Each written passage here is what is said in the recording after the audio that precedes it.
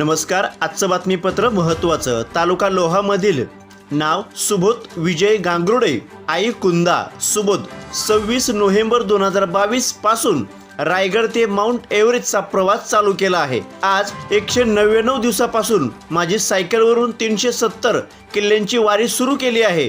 365 दिवसात 370 गडकिल्ल्यावरील माती गोळा करून त्यापासून छत्रपती शिवरायांची मूर्ती तयार करून जगातील सर्वात उंच शिखर माउंट एव्हरेस्टवर घेऊन जाणार आहे.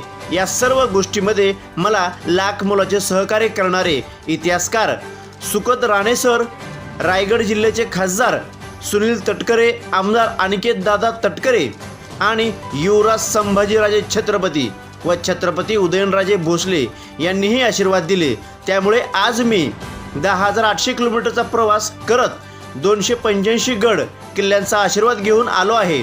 तसेच 286वा किल्ला नळदुर्गकडे निघालो आहे. त्यापूर्वी तुळजाभवानी मातेचे दर्शन घेणार आहे. द कर्मवीर गड, पुरंदर, परांडा अशा गडकिल्ल्यांचा प्रवास करत नळदुर्गकडे जाणार आहे.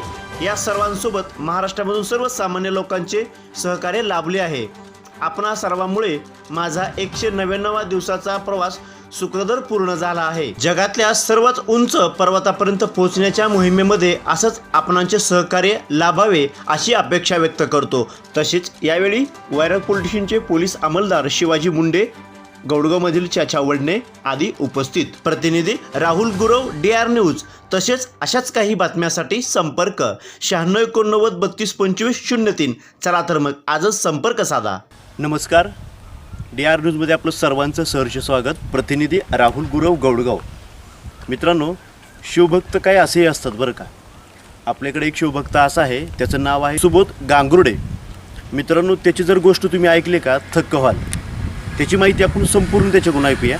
सर्वप्रथम तुम्हाला मी थोडक्यात माहिती सांगतो. इकडे बघू शकता, रायगड ते माउंट एव्हरेस्ट 365 दिवस 370 किलोमीटर हा तो सायकलवरती जाणार आहे आणि सायकलवरती परत येणार आहे. याची सविस्तर माहिती आपण मित्रांनो त्याच्याकडून ऐकूया. सर्वप्रथम त्याचं नाव, गाव, तो किती दिवसापासून निघाला याची संपूर्ण माहिती आपण ऐकूया. त्यामुळे हा व्हिडिओ शेवटपर्यंत बघा मित्रांनो. सर्वप्रथम तुला खूप खूप शुभेच्छा. धन्यवाद. तुझं नाव सांग पहिलं.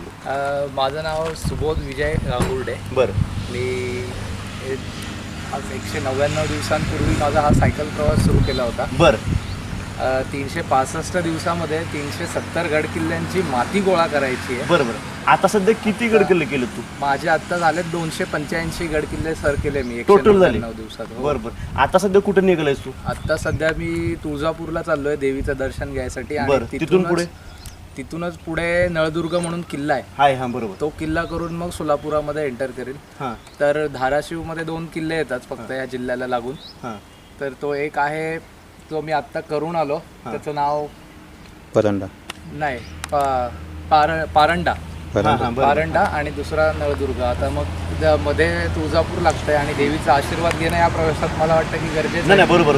कारण छत्रपती शिवाजी महाराजांनी त्या देवीचाच आशीर्वाद घेतला होता सर. हो. इतिहासकालीन आहे. हो. बरं, एक सांग शुभम, की तू आता सध्या तू प्रत्येक गड किल्ल्यावर जातो बरोबर. काय करतोस तिकडे गेल्यावर? मी ॲक्च्युली किल्ल्यांचा प्रवास सुरू केला होता. हे विशेष कारण काय नेमकं? हां, मला गड किल्ल्यांची माती गोळा करायची आहे. त्याचं कारण असं आहे की मी जगातल्या ज्या सर्वात उंच पर्वतावर चढणार आहे. त्या चढाईवरती करताना ज्यांच्यामुळे महाराष्ट्र हे अखंड स्वराज्य निर्माण झालं. अगदी बरोबर.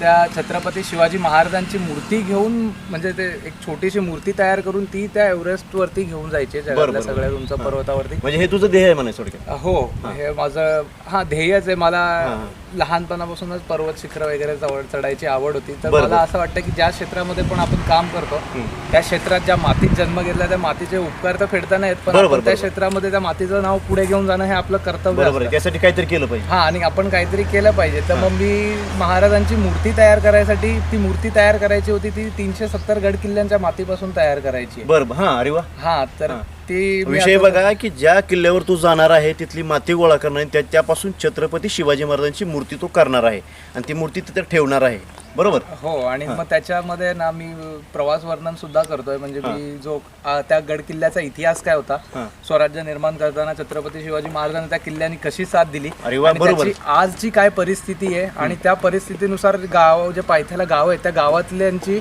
विचारधारणा कशी आहे, मेंटॅलिटी त्या क्या बात आहे. किल्ल्याला बघून बरोबर, ह्या बरोबर. सगळ्या गोष्टी मी बारीकाईने लक्ष देऊन नमूद करून घेतोय माझ्या डायरीमध्ये. बरं बरं बरं. मग शुभम एक सांग, तू निघाल्यापासून एक कित्येक लोकांनी भेटला सांग, काय त्यांची प्रतिक्रिया आली तुझ्याकडून? आतापर्यंत माझा 70 ते 80% प्रवास पूर्ण झाला महाराष्ट्रामध्ये. बरोबर, तर बरोबर. मला असा अनुभव आहे की महाराष्ट्रातून भरपूर लोकांनी फार मदत केली, सगळ्यांचं खूप चांगलं सहकार्य लाभलं मला. त्याच्यामुळे 199 दिवसामध्ये मला आज इथपर्यंत येण्याचा चान्स भेटलाय. कारण की जरी शारीरिक बळ असलं माझ्याकडे किती, तरी पण बाकीच्या गोष्टी मॅनेज करणं एकट्याकडून शक्य नाही होतं. मग बरोबर, लोकांनी फार मदत केली. आणि तुझे काय फोटो पण बघितले, कोण कोणाशी भेटला तुम्ही, काय त्यांची प्रतिक्रिया काय आली? तर मी आता छत्रपती संभाजी महाराजांना सुद्धा भेटलो होतो. काय तर त्यांची त्यांनी, प्रतिक्रिया आली तुला? शुभेच्छा दिल्या त्यांनी प्रवासासाठी. बरं बरं. अजून कोणाला भेटला? त्याच्यानंतर मग मी भिडे गुरुजींना भेटलो होतो. अरे वा, गुरुजींचे आशीर्वाद घेतले त्यांनी. खूप चांगलं, म्हणजे त्यांनी मला एक हे बोलले की तू काही टेन्शन नको घेऊस, मी तुझ्या आहे पाठीशी, असं बोलले. आता सध्या किती किल्ले राहिले तुझे? आता माझे जवळपास राहिलेत 85 किल्ले फक्त बरं. सर करायचे. 85 किल्ले ते राहिले. सोलापूर, पुणे आणि आमच्या रायगड जिल्ह्यातले मिळून टोटल होत आहेत किती 70 किल्ले होत आहेत. बाकीचे जे किल्ले आहेत ते कदाचित मला मग आपला मराठवाडा किंवा मग विदर्भाच्या साईडला करावे लागतील. हां हां. अजून एक सांग मला की तू गावामधून जेव्हा निघालास बरोबर, हो, त्यावेळेस गावातल्या प्रतिक्रिया काय, की मित्रांच्या काय, घरातील काय प्रतिक्रिया? घरातल्यांना तर आधी विश्वास नव्हता की त्यांना वाटलं होतं जाऊ शकेल का तरी नाही? करतोय हां हां. हा 2 दिवस जाईल कुठेतरी बाहेर आणि पाय दुखतायत म्हणून परत सायकल घेऊन घरी येईल. बरोबर. हां. तर मी सांगितलं होतं की मी हे माझं ड्रीम आहे, माझं स्वप्न आहे, मी ते पूर्ण करणार. सगळ्या गड किल्ल्यांवरती जाईल सायकलवर. अगदी बरोबर. हा, पण तेव्हा त्यांना विश्वास नव्हता. आणि आमच्या इकडे कसं झालं, कोणालाच विश्वास नव्हता, कारण की अशक्य अशी गोष्ट वाटते लोकांना. नाही, आहेच अशक्य करणार माणूस पाहिजे, दिवाण तर ना पाहिजे. आमच्या तालुक्यामध्ये बऱ्याचशा लोकांशी म्हणजे निघायच्या आधी भेट घेतली होती, त्यांना सांगितलं तर नाही, स्टार्टिंगला कोणाचाच रिस्पॉन्स नव्हता. पण आज परिस्थिती बदलली आहे. बरोबर, बदलणारच. बरोबर आहे हो. का? मला सांग की तू जेव्हा प्रत्येक किल्ल्यावर जातोस तिथले फोटो शेअर करत असतील किंवा त्याबद्दल ते फोटो पाहून काय प्रतिक्रिया गावातल्या किंवा मित्राच्या घरामधील म्हणा? आता सध्या खूप उत्साह- चांगला हां, आता खूप सध्या चांगला रिस्पॉन्स मिळतो सगळ्यांकडूनच. हां. अरे वा. हो, मग ते मी सोशल मीडियावरती माझे जे युट्यूब चॅनल आहे त्याच्यावरती वगैरे टाकत असतो व्हिडिओज वगैरे, की बरोबर. हा प्रवास कसा चालू आहे. बरोबर आहे. आणि त्याच्यात मार्फत मी त्या गड किल्ल्यांच्या संवर्धनासाठी वगैरे माझ्याकडून प्रयत्न चालू आहेत. मला असं वाटतं माझी पण काहीतरी एक छोटीशी जबाबदारी बनते. बरोबर आहे की कारण की ज्या छत्रपतींना आपल्या पूर्ण स्वराज्य निर्माण करून दिलं त्यासाठी काहीतरी करावं असं वाटतं. बरोबर आहे. हो, करावं असं वाटतं.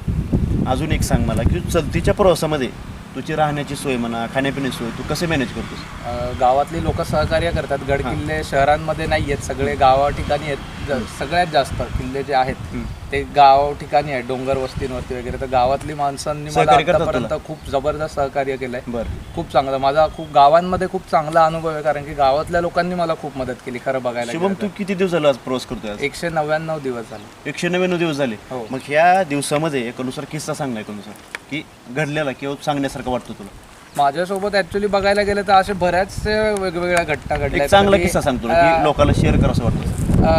चांगला किस्सा सांगायचा, सगळे चांगलेच किस्से आहेत, पण अनुभव एवढे थरारक आहेत माझे. कधी मी जंगलांमध्ये हरवलो होतो रात्री 11 साडे 11 वाजेपर्यंत. कधी टेंटच्या बाजूला पट्टेरी वाघ असतात ना, सॉरी टेंटच्या बाजूला नाही, पट्टेरी वाघ मी बघितला होता. माझा ऍक्सिडेंट झाला होता, मी नाणेघाटातनं खाली येत होतो. त्या टायमाला ऍक्सिडेंट झाला, त्या टायमाला ना रात्रीच्या वेळेस पट्टेरी वाघ एकदा दिसला. अंधारच्या टायमात पाऊस पडत होता, त्याच्यामुळे ऍक्सिडेंट पण झाला, ब्रेक फेल झाले होते. आणि एकदा टेंट लावून झोपलो होतो अभयारण्यात. आणि तेव्हा सकाळी उठल्यावरती बघितलं की अक्षरशः ना बिबट्याच्या पायावलांचे निशाण होते चारी साईडनी टेंटच्या बाजूला. गवेरेड्यांसोबत एन्काउंटर झालं, म्हणजे असे समोर गवारेडा, मी इथे चालतोय सायकल ढकलत हातात घेऊन आणि समोर झाडाच्या जवळ गवारेडा उभं राहून बघतोय तिथे. फक्त एवढंच की नशिबाने त्यांनी हल्ला वगैरे नाही केला, कधीच प्राण्यांकडनं त्रास नाही झाला. तर असे बरेच अनुभव आहेत. रात्री कितीतरी म्हणजे 2 वेळा जंगलात हरवलोय आणि मला अंधार झाला जंगलांमध्ये. आणि कसं एकट्या किल्ल्यांवर जात असतो तर तिथल्या पायवाटा शोधणं पहिल्यांदाच जातो, म्हणून ते जरा थोडंसं अवघड होतं. पण आता सवय झाली, आता पॅनिक नाही होत, घाबरत नाही हरवलो तरी.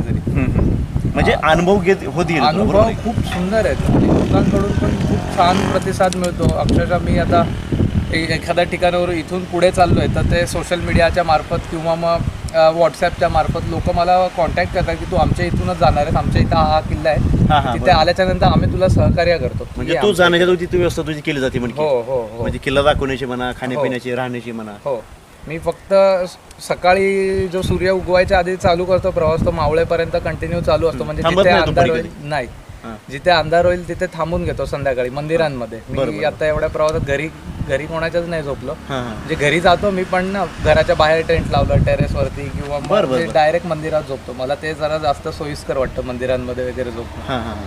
किंवा मग टेंट लावतो किल्ल्यांवरती वगैरे, झोपून घेतो किल्ल्यांवरती. किल्ल्यावरती झोपलाय का तिथं हो, आता? भरपूर वेळा.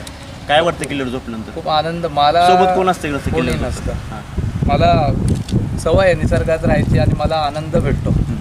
तर छान वाटतं जेव्हा किल्ल्यावर एकटं झोपायला काय वाटत नाही का? म्हणजे नाही बरं वाटतं, रिलॅक्स. मी दिवसभर फुटलेला असतो. दुसऱ्या किल्ल्यावर भयानक नाही, असं काही नसतं. काय वाटत नाही ना? काहीच नाही वाटत मला, काहीच नाही वाटत. अजून सांग की आता राहिलेले किल्ले किती तुझे? आता 85 किल्ल्यांचा प्रवास राहिलाय. सोलापूरमध्ये आता चाललोय. सोलापूर जिल्ह्याला 9 किल्ले आहेत. बरोबर. ते 9 किल्ले सर करून पुण्यात जाईल. पुण्यामधल्या गड किल्ल्यांचा प्रवास करेल. पुण्यामध्ये टोटल 29 किल्ले आहेत. त्यापैकी 9 झालेत माझे, म्हणजे 20 किल्ले राहिलेत पुण्यामधले. आणि आमच्या रायगड जिल्ह्यामधले बरेचसे किल्ले बाकी आहेत, ते पूर्ण करायचे. मला सांग, हा तुझा जो प्रवास आहे ह्यासाठी कोणाचं सहकार्य आहे का तुला? घरातून म्हणा, मित्रातून म्हणा? सर्वसामान्य लोक फार मदत करतात. बरोबर. नाही, असं कुठला मित्र आहे का किंवा त्याच्यासाठी तुला काय 2 शब्द बोलवतात की तुझा काय लागलं तर फोन कर, आम्ही आहे? बरोबर. असं तर सगळेच आहेत, अख्ख्या महाराष्ट्रातनं माझे सगळे मित्रच आहेत. कारण की खूप छान मित्र परिवारांनी मदत केली. आणि विशेष म्हणजे तू जे हे करतो ना, असं कोणीच करत नाही बरं का. म्हणजे लाखात 2 किंवा लाखात 1 असा माणूस असतो. थोडक्यात देहवेडी म्हणलं तर चालेल. हो, की ज्यांचं छत्रपती शिवाजी महाराज एवढं प्रेम असतं की ते शब्दात व्यक्त करू नये, ह्या माध्यमातून व्यक्त करतात. काय म्हणायचं?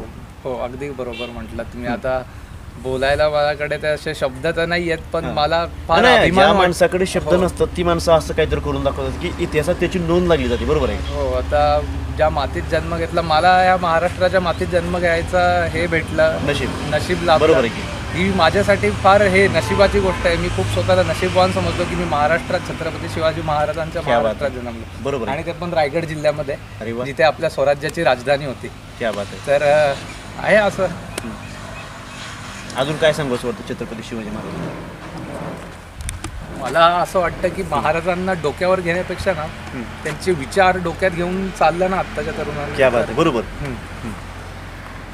बाकी कारण की मला थोडंसं वाईट वाटतं, कारण की आजकालची जी पिढी आहे, हे लोक महाराजांचं नाव घेतात, घोषणा देतात, पण मुलं गुटखा मावा वगैरे खाल्लेले असतात तोंडामध्ये. किल्ल्यांवरती चढताना मी बघतो असे रॅपर्स पडलेले असतात गुटख्याचे वगैरे. बापरे, वाईट वाटतं. बरोबर आहे. हे प्रत्येकाला समजलं पाहिजे, उमजलं पाहिजे. बरोबर ना? असो, DR न्यूजतर्फे तुला पुढील वाटचालीसाठी खूप खूप शुभेच्छा. तू यशापर्यंत पोहोचव, तुझं नाव इतिहासकालीमध्ये रुजू व्हावं, अशी आमच्या DR न्यूजतर्फे किंवा इतर शिवभक्तातर्फे शुभेच्छा राहतील तुला. धन्यवाद. धन्यवाद. प्रतिनिधी राहुल गुरव, DR न्यूज.